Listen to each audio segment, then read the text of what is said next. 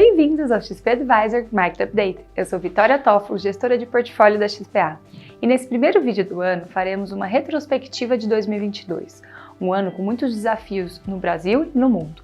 Abordaremos as expectativas para os primeiros meses de 2023 e, por fim, uma atualização de como estamos posicionados nos fundos de alocação.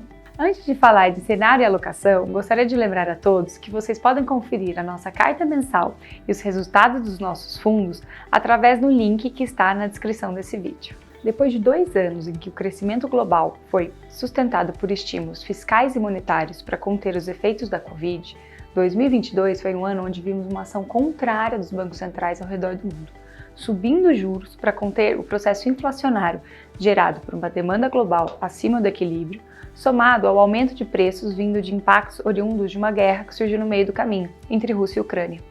Com isso, tivemos um ano difícil para a performance de ativos a nível global. Com a forte subida de juros, os ativos de renda fixa internacionais sofreram, assim como as bolsas, dado o aumento na taxa de desconto, o valuation das empresas, e em função de um receio com o desaquecimento econômico global e uma potencial recessão. Depois de 2 meses em que acompanhamos certo alívio para os preços dos ativos internacionais, dezembro encerrou o ano reforçando a tese de que será ainda necessária a continuidade do processo de aperto monetário ao redor do mundo, pressionando assim os resultados. Em relação à alocação internacional dentro dos nossos portfólios, seguimos expostos a fundos globais, porém com proteções vislumbrando uma continuidade dos desafios para as principais economias nesse ano que se inicia. Antes de falar de Brasil, é importante destacar sobre China, que acaba tendo relação relevante com o nosso país, dado o nosso alto grau de exportação de commodities. 2022 também foi crítico para a economia chinesa, em função das consequências da política de Covid-0 adotada pelo governo, que acabou afetando de forma significativa o consumo e outros setores importantes para o crescimento da região. No último mês, a confirmação do fim de tais restrições e a expectativa sobre a reabertura impulsionaram a performance dos mercados chineses, os quais possuímos uma exposição em nossos portfólios. Seguiremos acompanhando a dinâmica de crescimento, que acaba sendo de extrema relevância para a economia global. Falando agora do Brasil.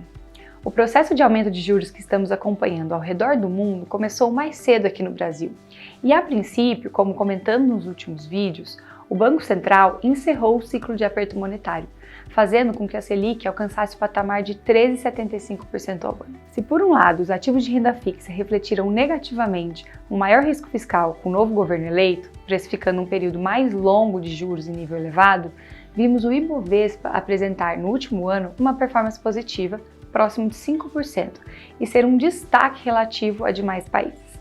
Sabemos que isso, de certa forma, se deve ao fato de sermos um país exportador de commodities e pela grande concentração desse setor no índice. Já quando olhamos as empresas e os setores ligados à economia doméstica, vimos quedas bem acentuadas, especialmente na área de consumo. Comentei rapidamente sobre o risco fiscal, e ele segue sendo protagonista da história do Brasil.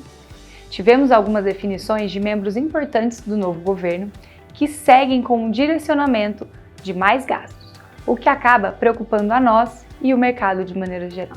Muito do que vem sendo discutido nos últimos meses, até mesmo através da PEC de transição aprovada em dezembro, diz respeito ao lado dos gastos, para onde, quanto e por quanto tempo serão direcionados tais recursos, além, claro, de como será o controle de despesas para equilibrarmos o orçamento e o nível de endividamento do país. Foram aprovados os gastos iniciais, mas ainda se tem muita dúvida em relação aos anos seguintes e as contrapartidas de curto prazo, ou seja, de onde sairão tais recursos para financiar o aumento das despesas?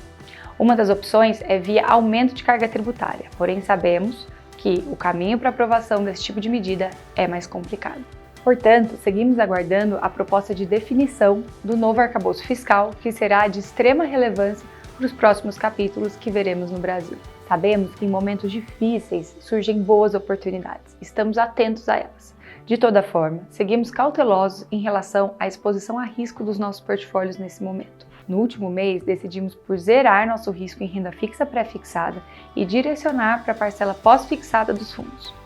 Permanecemos com alocação inferior nas classes de renda variável Brasil e global em função das incertezas que mencionamos. E por fim, mantivemos a exposição na parcela de renda fixa e inflação e nos fundos multimercados. Vale mencionar que a parcela de fundos multimercados é composta por diferentes subestratégias, desde fundos macros, fundos de retorno absoluto, fundos quantitativos, entre outros.